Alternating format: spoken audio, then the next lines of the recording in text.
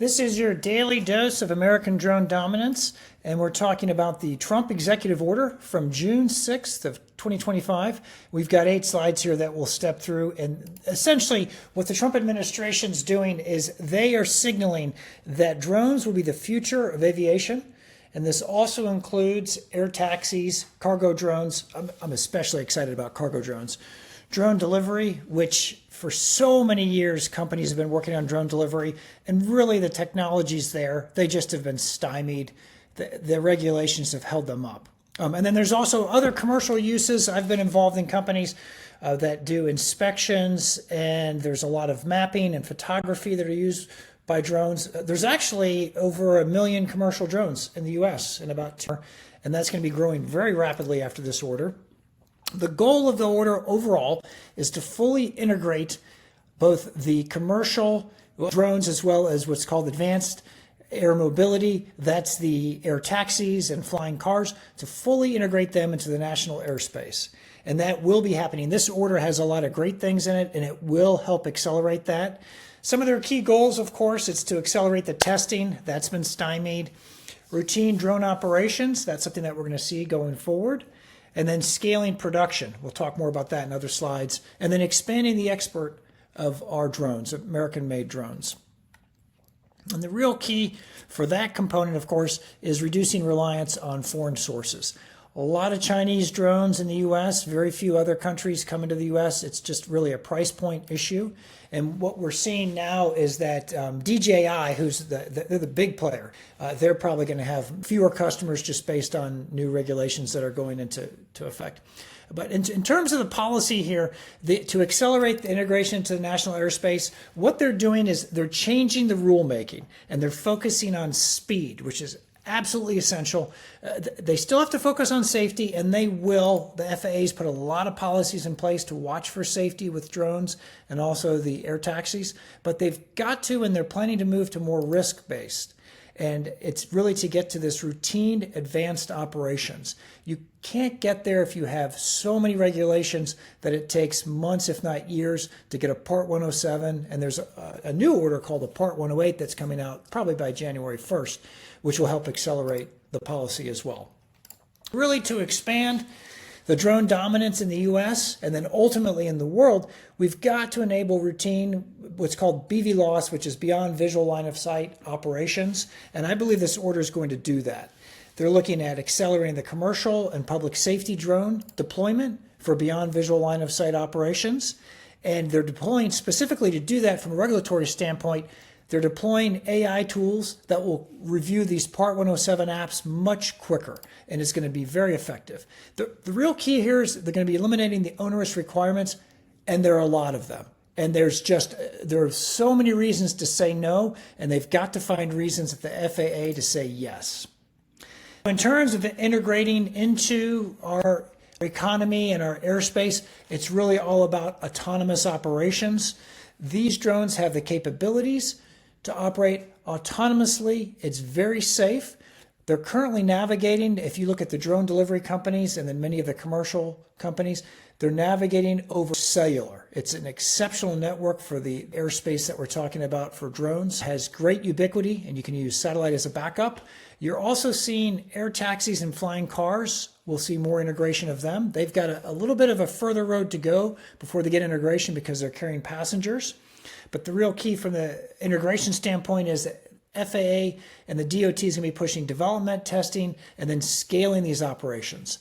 And I believe what Donald Trump's stating is you've got to speed up FAA, and they plan to push them to do that. And then there's one big component as well, the eVTOL program. This is the flying taxis, but it also is potentially autonomous passenger vehicles. And those are some things that Uber and others have talked about in the past. They will become a reality over time. There'll be 5 pilot projects. They're going to have both public and private partners. What that really means is going to be money. And they're going to focus on, as I mentioned, the advanced air mobility. That is really the flying taxis, the flying cars. Medical.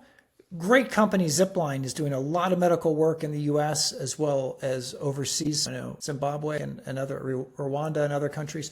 And then, as I mentioned, these cargo drones what a concept. You could load up a very large drone with cargo and have it autonomously deliver, so you can free up pilots for other aircraft that have passengers.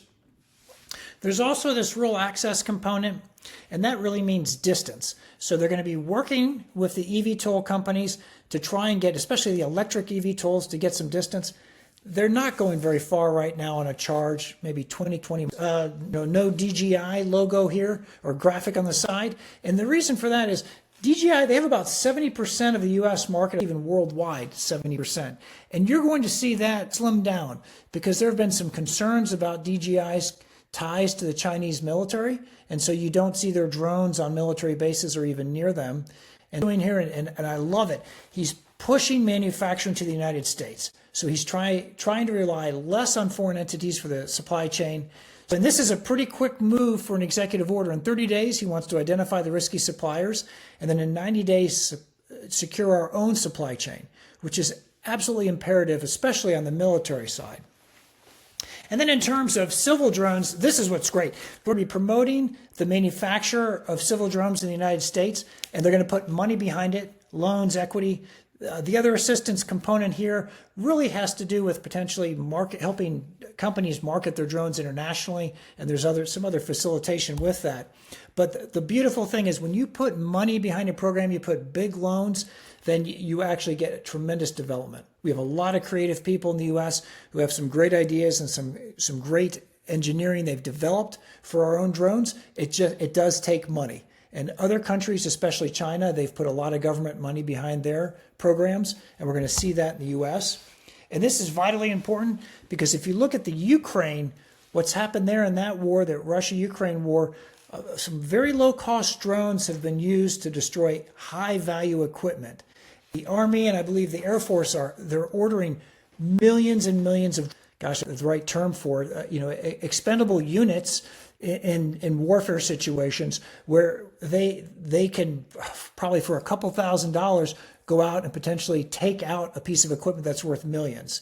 And that's what we've seen in the Ukraine war. So these will be U.S. made. And the key here is to overtake our foreign adversaries in terms of our development and our production. One fascinating thing, and this is the end of the slide deck here. One fascinating thing, though, that's a high concern that was brought out towards the end of this executive order is access to wireless spectrum. So there is a concern from the Trump administration, it's been raised in industry, that there's not enough wireless network out there for the future to add all these components onto it. I can tell you right now, the wireless carriers, I've worked with them, T-Mobile, Verizon, AT&T, they could add 3 million drones overnight to their network. They have tremendous capacity, but there's a concern about the future here. So they're going to be unleashing more wireless spectrum, which is a great thing. I hope you've enjoyed this. The real key here, I just want to sum it up. This Trump executive order is mandating and it's pushing American drone dominance, specifically around commercial as well as development of military low-cost drones.